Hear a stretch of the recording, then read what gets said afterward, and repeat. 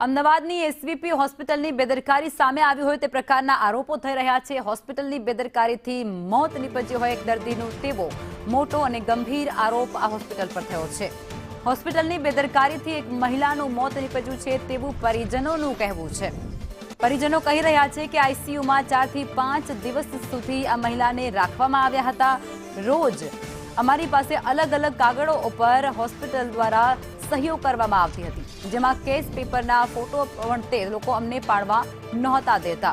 અને આ બધા વચ્ચે હવે પરિજનો એવા ગંભીર આરોપો મૂકી રહ્યા છે કે આ હોસ્પિટલની બેદરકારીને કારણે મહિલાનું મોત નીપજ્યું છે, તેમના પરિજનનું મોત થયું છે। જોકે હોસ્પિટલ દ્વારા હજુ કોઈ સત્તાવાર નિવેદન આપવામાં નથી આવ્યું।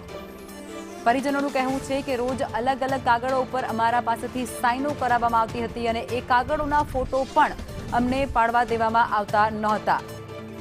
આઈસીયુમાં છેલ્લા 4 થી 5 દિવસથી આ મહિલા સારવાર હેઠળ હતી અને ત્યારબાદ તેનું મોત નીપજ્યું।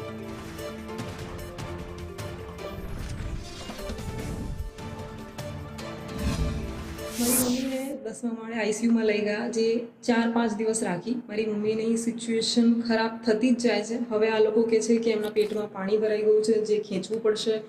એમનું હાર્ટ 50% ચાલવા માંડ્યું છે એવું કહે છે।